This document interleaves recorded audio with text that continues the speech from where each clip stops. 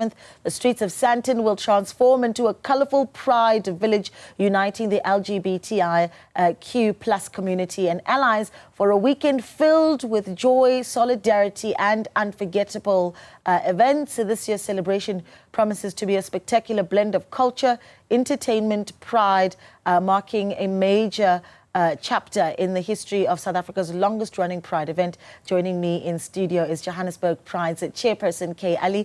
Kaye, good morning to you. Thank you so much for joining us. Good morning, Naledi. Thank you for having me. I was shocked when I heard that Joburg Pride is 35 years old. I really didn't think that Joburg Pride, because it talks about how long we've been working to deal with LGBTIQ rights 100%. As a country, longer than we've been a democracy.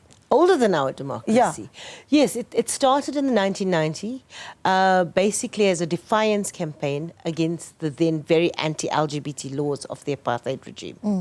And it's moved on to create small visibility, increased visibility with the constitutional acceptance.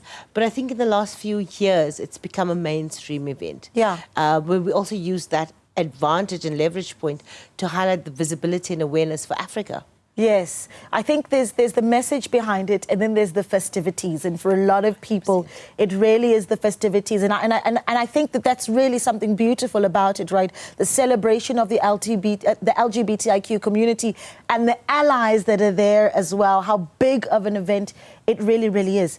What did it look like in 1990, 1991? Any images, any sort of history that we have on what it would have, so how it compares to where we are right now? Well, it was a protest march, very, very small, I think between 200 and 300 people. Right now, I think we get thousands that take to the streets for the march. And we get thousands that stream through the event over the day.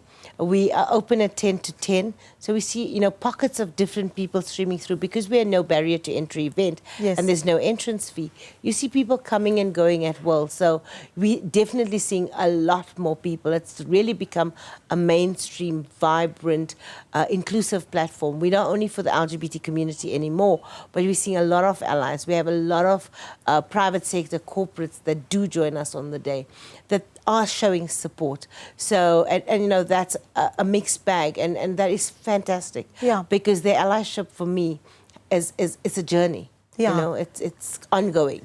It's interesting that you talk about private sector partnerships as well, because I think it speaks to really understanding the market as well, that is the LGBTIQ community in South Africa. I remember seeing a study a few years ago that talked about how even marketing agencies need to learn to speak to the LGBTIQ community because they're a massive contributor to our economy, making massive strides as well. Is that something that we're doing right? Speaking directly to the market as a business community as well? I think there's still some ways that need to be covered, but from a private sector perspective, from a corporate perspective, their DE&I policies are definitely speaking to the LGBT community.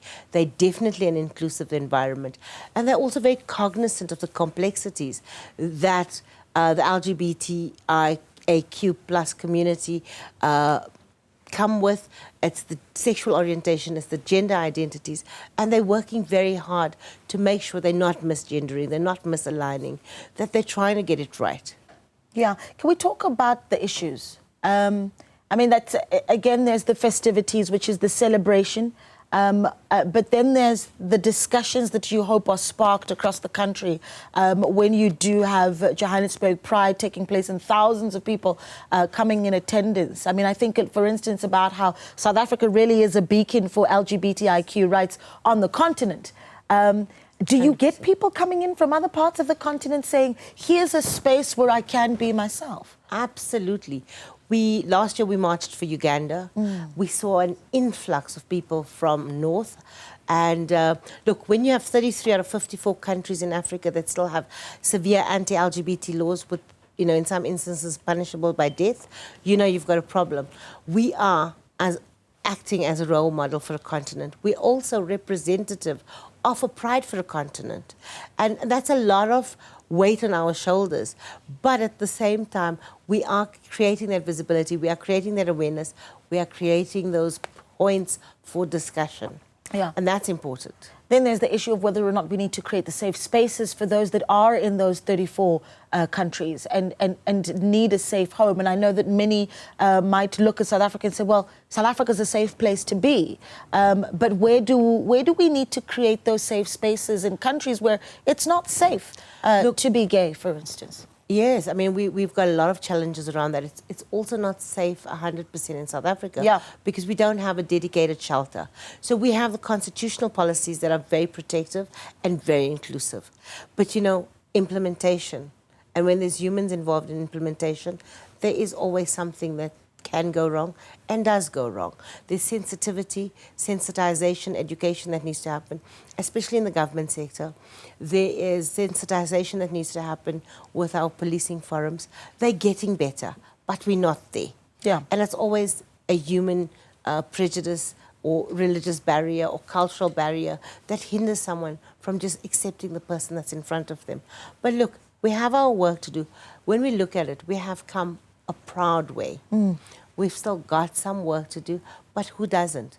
You know, when I look at our social media this year, I see an influx of homophobic hate across all our platforms. And that for me is saying that the world is becoming more intolerant for some reason. And, you know, people are really starting to speak their truth. So you're seeing the true faces of people. And social media is a very good place to start. Because if this is what you can say behind a keyboard, what would you say to us in person? Right. Right. And I wonder, is that a good thing or a bad thing? Because then there's the discussion around having debate, right? That is, I think for me, a good thing and a bad thing. Yeah. Because it's going to open dialogue. But from that dialogue, you know, there's going to be ugliness that comes out. And there's going to be uncomfortable, unpleasantness that comes out. But if we don't have those dialogues and we don't educate, then we're also not going to move forward. Yeah. What's the theme this year with Johannesburg Pride and the message you're trying to get out? Proudly African, authentically you. You know, we need to do away with that message of it's un-African to be gay. Yeah. So we're putting a positive spin on it. I must tell you, I'm thinking back to, it might have been last year, the year before, when we had Pride take place in Sandton, and there was rumours about a possible explosion or terror attack, and it was the running joke during Pride. And I always think of that, you know, how I suppose determined people were to be part of the event, regardless of potential threat that was being talked about. But the details are for Pride. Give us the details for the weekend. So 26th of October, we are doing road closures from Maud Street to Friedman, with everything in between west not accessible. Our gates open at 10 o'clock, gates close at 10 o'clock. Our march leaves the Pride Village at 2 o'clock. Okay. 2 o'clock sharp, please don't be late. Also, you know, we have some really exciting performances after the march. We've got community-based, massive stars. Madison Scar's performing. Yes. She's coming all the way from Cape Town. We've got Kagiso. He's amazing. This is his return to the Pride stage. Yeah. And then we've got some mainstream artists as well that have volunteered their time, like DJ Shekho and Focalistics and Van Pletzen. So it's a little bit for everyone. Yeah. You know, we LGBT, but we're also multiracial, so it's a party. It's going to be a blend. Yeah. It's a party with a purpose. A party with a purpose. I like that. And that's what Pride has really been successful at doing for 35 years. Incredible. 100%. Thank you so much for speaking to us. Kaye Ally there, who's the chairperson of Johannesburg Pride, taking place from tomorrow. And it's going to be a really exciting day. And we're going to be looking at it, of course, on social media and bring you some coverage here on Channel 405 as well.